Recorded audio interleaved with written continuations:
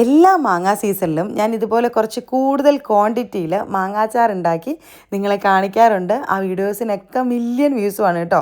അപ്പോൾ ഞാൻ വിചാരിച്ചു ഈ പ്രാവശ്യം ഡീറ്റെയിൽ റെസിപ്പി ആയിട്ട് ഒരു ലോങ് വീഡിയോ അങ്ങ് പോസ്റ്റ് ചെയ്യാം. ഒരുപാട് പേര് ഷോർട്ട് വീഡിയോയിൽ കമൻറ്റ് ചെയ്ത് ചോദിക്കാറുണ്ട് കേട്ടോ, ഇതിൻ്റെ ലോങ് വീഡിയോ ഒന്ന് കാണിക്കാമോ എന്ന്. അപ്പോൾ നല്ല ഡീറ്റെയിൽ ആയിട്ട് നമുക്ക് മാങ്ങാച്ചാർ ഇട്ട് വയ്ക്കാം. ഒരുപാട് ദിവസം കേടാവാതിരിക്കുന്നൊരു മാങ്ങാച്ചാറാണ് ഇത്. ഒരുപാട് പേര് ഉണ്ടാക്കി നോക്കി ഇഷ്ടമായ അച്ചാർ. നിങ്ങൾക്ക് ആ വീഡിയോയുടെയൊക്കെ കമൻറ്റ് എടുത്ത് നോക്കിയാൽ കാണാൻ പറ്റും കേട്ടോ. ഉണ്ടാക്കി നോക്കിയിട്ട് ഇഷ്ടമായി എന്നുള്ള ഒരുപാട് കമൻറ്റ്സ് നമ്മുടെ യൂട്യൂബിൽ മാത്രമല്ല ഇൻസ്റ്റഗ്രാമിലും ഫേസ്ബുക്കിലും ഒക്കെ ഒരുപാട് മില്യൺ വ്യൂസ് കിട്ടിയ വൈറലായിട്ടുള്ള മാങ്ങാച്ചാറാണ് ഇത്. വൈറലാകാൻ വേറെ ഒന്നുമല്ല കാരണം കേട്ടോ, ഇതിൻ്റെ ടേസ്റ്റ് തന്നെയാണ്. ഉണ്ടാക്കി നോക്കിയവരൊക്കെ ഒരുപാട് പേർക്ക് ഷെയർ ചെയ്ത് കൊടുക്കുകയും അവരുണ്ടാക്കി നോക്കിയിട്ട് വന്ന് കമൻറ്റ് പറയുകയൊക്കെ ചെയ്തിട്ടുണ്ട്. അപ്പോൾ നമുക്ക് നല്ല ഡീറ്റെയിൽ ആയിട്ട് ഒരു മാങ്ങാച്ചാറിൻ്റെ റെസിപ്പി അങ്ങ് കാണാം. ആദ്യം ഞാൻ നല്ല മൂത്ത മാങ്ങയാണ് കേട്ടോ എടുത്തിട്ടുള്ളത്. അത് നന്നായിട്ടൊന്ന് കഴുകിയെടുക്കാം കേട്ടോ. ചെളിയൊക്കെ കാണും മാങ്ങയിൽ, അതുകൊണ്ട് നന്നായിട്ട് കഴുകിയെടുക്കാം. കഴുകിയതിന് ശേഷം നമുക്കിത് ഇതുപോലെ ഒരു കോട്ടൺ ക്ലോത്തിൽ വെള്ളമൊക്കെ തുടച്ചെടുക്കണം. ഒട്ടും തന്നെ വെള്ളം കാണാൻ പാടില്ല കേട്ടോ. നമ്മൾ ഒരുപാട് ദിവസമല്ലേ ഇത് കേടാവാതെ സൂക്ഷിച്ച് വെക്കാൻ വേണ്ടി പോകുന്നത്, അതുകൊണ്ടാണ് വെള്ളം കാണാൻ പാടില്ലാത്തത്. അപ്പോൾ ഇതാ വെള്ളമെല്ലാം നന്നായിട്ട് തുടച്ചെടുക്കാം. അപ്പോൾ ഇതുപോലെ കുറച്ച് കൂടുതൽ ക്വാണ്ടിറ്റിയിൽ ഈ മാങ്ങാ സീസണിൽ മാങ്ങാച്ചാറൊക്കെ ഇട്ട് വയ്ക്കുകയാണെങ്കിൽ നമുക്ക് പിന്നെ ചോറിന് കറി വേറെ അന്വേഷിക്കുകയൊന്നും വേണ്ട കേട്ടോ. ഇതിൽ നിന്ന് ഒരു സ്പൂൺ മാങ്ങാച്ചാറ് മതി നമുക്ക് ചോറുണ്ണാനായിട്ട്. അപ്പോൾ ഇതാ മാങ്ങാച്ചാറ് വെക്കാനായിട്ട് ആദ്യം മാങ്ങയൊക്കെ കഴുകി നന്നായിട്ട് വെള്ളമൊക്കെ തുടച്ചെടുത്തു. ഇനിയിപ്പോൾ നമ്മൾ സാധാരണ മാങ്ങ അച്ചാറിന് വെക്കുന്ന പോലെ ചെറുതായിട്ടൊന്ന് അരിഞ്ഞെടുക്കാം കേട്ടോ. ഇതിൻ്റെ തൊലിയൊന്നും കളയണ്ട കേട്ടോ. മാങ്ങയുടെ തൊലിയൊക്കെ വേണം മാങ്ങാച്ചാറിന്. ചിലരിങ്ങനെ തൊലി ചെത്തിയിട്ട് മാങ്ങാച്ചാർ വെക്കുന്നത് ഞാൻ കണ്ടിട്ടുണ്ട്. പക്ഷേ അതിലും നല്ലത് ഇതുപോലെ തൊലിയോടുകൂടി മാങ്ങാച്ചാർ വയ്ക്കുന്നതാണ്. ഇത് ചെറിയൊരു കളറുള്ള മാങ്ങ ആണ് കേട്ടോ, അതുകൊണ്ടാണ് ചെറിയൊരു മഞ്ഞ കളർ കാണുന്നത്. അപ്പോൾ ഇതാ ഈ മാങ്ങ ചെറുതായിട്ട് നമുക്ക് സാധാരണ നമ്മളെപ്പോഴും മാങ്ങാച്ചാറൊക്കെ അരിയത്തില്ലേ, അതുപോലെ അങ്ങ് അരിഞ്ഞെടുക്കണേ. അപ്പോൾ ഇത് ഞാൻ മാങ്ങ എല്ലാം അരിഞ്ഞുകൊണ്ട് വരാവേ. അപ്പോൾ വെള്ളം കാണരുത്, അതാണ് ആദ്യം നമ്മൾ മാങ്ങാച്ചാർ വയ്ക്കുമ്പോൾ ശ്രദ്ധിക്കേണ്ട കാര്യം.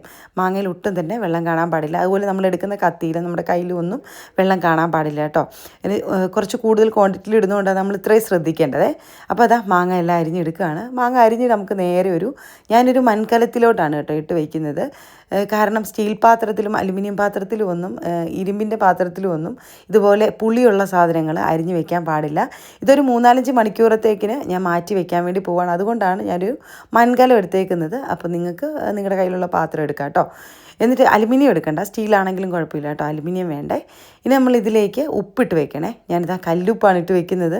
അച്ചാറുകൾക്കും അതുപോലെ ഉപ്പിലിടാനൊക്കെ എപ്പോഴും നല്ലത് കല്ലുപ്പാണ്. അപ്പോൾ ഇതാ കുറച്ച് കല്ലുപ്പ് ഒരു 3-4 പിടി കയ്യിൽ ഞാൻ എടുത്തിട്ടുണ്ടായിരുന്നു.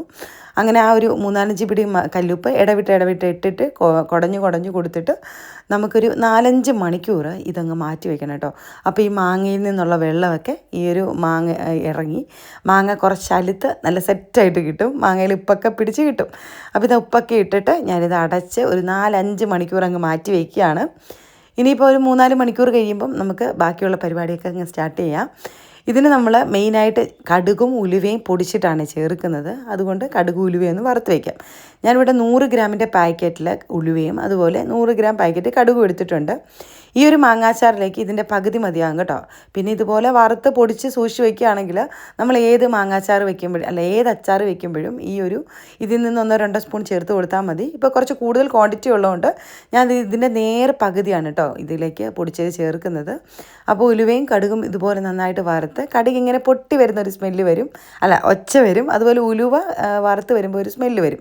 ആ സമയത്ത് അങ്ങ് ഗ്യാസ് ഓഫാക്കി ഒന്ന് ചൂടാറിയതിന് ശേഷം ഇതുപോലെ മിക്സിയുടെ ജാറിലേക്ക് ഇട്ടിട്ട് ഇതൊന്ന് നന്നായിട്ട് പൊടിച്ചെടുക്കാം. തീരെ ഫൈൻ പൗഡറൊന്നും വേണ്ട കേട്ടോ, ചെറുതായിട്ടൊന്ന് തരിതരിപ്പ് വേണം. അതാ ഒരുപാട് തരിതരിപ്പല്ല, ചെറിയൊരു തരിപ്പിൽ നമുക്കിത് പൊടിച്ചെടുത്തുകൊണ്ട് വരാം. അങ്ങനെ ഞാനിത് കടുകും ഉലുവയും പൊടിച്ച് വെച്ചിട്ടുണ്ട്. ഇനി നമുക്ക് കുറച്ച് ഇഞ്ചിയും വെളുത്തുള്ളിയും കൂടെ ഒന്ന് ചതച്ച് വെക്കണം. ഈ ഇഞ്ചിയിലും വെളുത്തുള്ളിയിലും ഒന്നും ഒട്ടും വെള്ളം കാണാൻ പാടില്ല കേട്ടോ. അപ്പോൾ ഇഞ്ചിയും വെളുത്തുള്ളിയും നന്നായിട്ട് തൊലിയെല്ലാം കളഞ്ഞിട്ട് ഒന്ന് കോട്ടൺ തുണിയിൽ അതും തുടച്ചെടുത്തതിന് ശേഷം ഒന്ന് ചതച്ച് വയ്ക്കാം.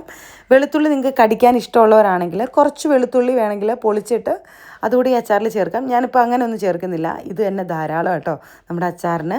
ഇനി അച്ചാർ വയ്ക്കാൻ തുടങ്ങാം. വലിയൊരു പാത്രത്തിലേക്ക് നമുക്ക് നല്ലെണ്ണയാണ് കേട്ടോ ഒഴിച്ച് കൊടുക്കേണ്ടത്. കേടാവാതെ കുറേ നാൾ വയ്ക്കണമെങ്കിൽ നല്ലെണ്ണ തന്നെ വേണം. നമ്മൾ പെട്ടെന്നൊക്കെ ഒരു മാസം കൊണ്ടൊക്കെ തീർക്കാനുള്ളതാണെങ്കിൽ വെളിച്ചെണ്ണയാണേലും മതി കേട്ടോ. നല്ലെണ്ണയാകുമ്പം അച്ചാറിനൊരു പ്രത്യേക ഒരു ടേസ്റ്റും സ്മെല്ലും ഒക്കെ കിട്ടുകയും ചെയ്യും. അങ്ങനെ നല്ലെണ്ണ ഒഴിച്ച് കൊടുത്ത് ചൂടായപ്പോൾ അതിലേക്ക് കുറച്ച് ഉലുവയും കടുകും കൂടി ഇട്ടൊന്ന് പൊട്ടിക്കാം. പിന്നെ നമ്മൾ ചതച്ച് വെച്ചിരിക്കുന്ന ഇഞ്ചിയും വെളുത്തുള്ളിയും കൂടി ഇട്ട് കൊടുത്തു. അതും കൂടെ ഒന്ന് മിക്സ് ചെയ്ത് ഇനി നമുക്ക് പച്ചമുളക് അരിഞ്ഞതാണ്. പച്ചമുളകിലൊന്നും വെള്ളം കാണാൻ പാടില്ല കേട്ടോ. പച്ചമുളക് ഒരു 10 എടുത്തിട്ടുണ്ടായിരുന്നു. അതും ഇതുപോലെ വട്ടത്തിൽ കട്ട് ചെയ്തിട്ട് കൊടുത്തു. കറിവേപ്പിലയും കൂടി ഇട്ട് കൊടുത്തിട്ട് എല്ലാം കൂടെ നന്നായിട്ടൊന്ന് മൂത്ത് വന്നപ്പം നമുക്കിതിലേക്ക് പൊടികൾ ചേർത്ത് കൊടുക്കാം. പ്രത്യേകിച്ച് പൊടിയൊന്നുമില്ല. മുളക് പൊടി, മഞ്ഞൾപ്പൊടി, നമ്മൾ ഉലുവയും കടുകും പൊടിച്ച് വെച്ചില്ലേ അതുകൂടി ചേർത്ത് കൊടുത്തു. ഞാൻ മുളക് പൊടി കാശ്മീരി ചില്ലി മുളക് പൊടി തന്നെയാണ് കേട്ടോ ഇടുന്നത്. കാരണം ഇവിടെ കൂടുതൽ അച്ചാർ കഴിക്കുന്നത് മക്കളാണ്. അപ്പോൾ അവർക്ക് അധികം എരിവ് വേണ്ടല്ലോ. അതുകൊണ്ട് ഞാൻ കാശ്മീരി ചില്ലി മാത്രമേ ഇടുന്നുള്ളൂ. നിങ്ങൾക്ക് ഇച്ചിരി അച്ചാർ നല്ല എരിവൊക്കെ വേണമെങ്കിൽ സാധാ മുളകും പൊടിയും കൂടെ മിക്സ് ചെയ്തിട്ടാൽ മതി കേട്ടോ. അപ്പോൾ പൊടികൾ നമ്മൾ ഇട്ട് കൊടുത്തിട്ടുണ്ട്. മുളക് പൊടി ഞാനൊരു 300-350 ഗ്രാം ഇട്ട് കൊടുത്തിട്ടുണ്ട്, കാശ്മീരി ചില്ലി മാത്രം. പിന്നെ ഞാൻ അതിലേക്ക് മഞ്ഞൾപ്പൊടി ഒരല്പം ചേർത്ത് കൊടുത്തു. ഉലുവയും കടുകും പൊടിച്ചതിൻ്റെ പകുതി ചേർത്ത് കൊടുത്തു. കായപ്പൊടി ചേർത്ത് കൊടുത്തിട്ടുണ്ട്. എന്നിട്ട് നന്നായിട്ട് എല്ലാം കൂടെ മിക്സാക്കി പൊടികളുടെ ആ മണം മുളക് പൊടിയുടെയൊക്കെ മണം മാറിയതിന് ശേഷം വേണം വിനാഗിരി ഒഴിച്ച് കൊടുക്കാനായിട്ട്. വിനാഗിരി ഒരു 300 ml ഞാൻ ഒഴിച്ച് കൊടുത്തിട്ടുണ്ട് കേട്ടോ. പിന്നെ നമുക്ക് ഈ മാങ്ങയിൽ നിന്നുള്ള വെള്ളവും കൂടെ കിട്ടും. അപ്പോൾ വിനാഗിരി അത് മതിയാവും. വിനാഗിരി നമ്മൾ കേടാവാതിരിക്കാനും പിന്നെ ചെറിയൊരു പുളിയൊക്കെ അച്ചാറിന് വേണ്ടേ, അതിന് വേണ്ടിയിട്ടാണ് ചേർത്ത് കൊടുക്കുന്നത്. എന്നിട്ട് നമുക്ക് ഇതിലേക്ക് നമ്മൾ അരിഞ്ഞു വെച്ചിട്ടുള്ള മാങ്ങയില്ലേ അത് ആ വെള്ളത്തോടു കൂടി അങ്ങ് ഒഴിച്ച് കൊടുക്കാം. ഉപ്പിൽ നിന്നിറങ്ങുന്ന വെള്ളമാണ് കേട്ടോ. ആ വെള്ളത്തോടു കൂടി അങ്ങ് ഒഴിച്ച് കൊടുത്തിട്ട് ഇതെല്ലാം കൂടെ നന്നായിട്ടങ്ങ് മിക്സ് ചെയ്തെടുക്കണം. പിന്നെ നമുക്ക് ഈ സമയത്ത് കായപ്പൊടിയോ എന്തെങ്കിലുമൊക്കെ കുറവുണ്ടെങ്കിൽ അങ്ങ് ചേർത്ത് കൊടുക്കാം. എനിക്കെല്ലാം കറക്റ്റായിരുന്നു കേട്ടോ. ഇനി നമ്മൾ ഇതിലേക്ക് ഒരു സീക്രട്ട് ആയിട്ടുള്ള സാധനം ചേർത്ത് കൊടുക്കുകയാണ്. പഞ്ചസാരയാണ് ചേർത്ത് കൊടുക്കുന്നത്.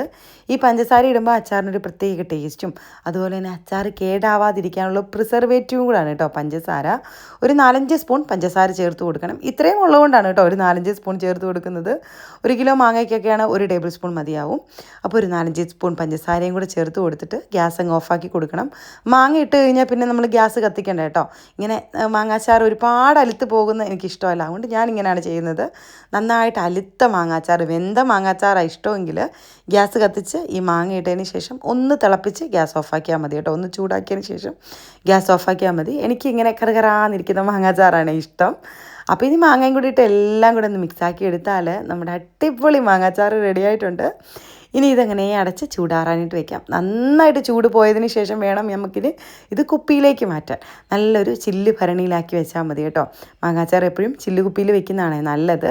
അപ്പോൾ ഇതാ ഞാൻ അച്ചാറിന് ഇടുന്ന കുപ്പി നന്നായിട്ട് കഴുകി അതും വെയിലത്ത് വെച്ച് ഉണക്കിയിട്ടാണ് ഇതിലേക്ക് അച്ചാർ മാറ്റുന്നത്.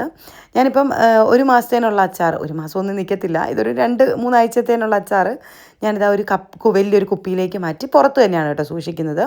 ബാക്കിയുള്ള അച്ചാർ കയ്യോടെ ഞാൻ ഫ്രിഡ്ജിലേക്ക് മാറ്റുകയാണ്. കാരണം ഈ അച്ചാർ കഴിയുമ്പം അതെടുത്താൽ മതിയല്ലോ. അതാകുമ്പം അച്ചാർ ഒട്ടും തന്നെ കേടാവാതെ നല്ല ഫ്രഷ് ആയിട്ടിരിക്കും കേട്ടോ. ഉടനെ തന്നെ ഫ്രിഡ്ജിലേക്ക് മാറ്റിയാൽ 1 മാസത്തേനൊക്കെയാണ് നമുക്ക് പുറത്ത് വെച്ചാലും മതിയാവും. അപ്പോൾ ഇത്രേ ഉള്ളൂ, നമ്മുടെ അച്ചാർ സെറ്റായിട്ടുണ്ട്. അപ്പോൾ ഇതുപോലെ അച്ചാർ ട്രൈ ചെയ്യാത്തവർ ട്രൈ ചെയ്ത് നോക്കിയിട്ട് എന്തായാലും നിങ്ങൾ ഫീഡ്ബാക്ക് ഇവിടെ വന്ന് പറയണം കേട്ടോ. പുതിയ വീഡിയോസായിട്ട് നമുക്ക് വീണ്ടും കാണാം. Okay, by.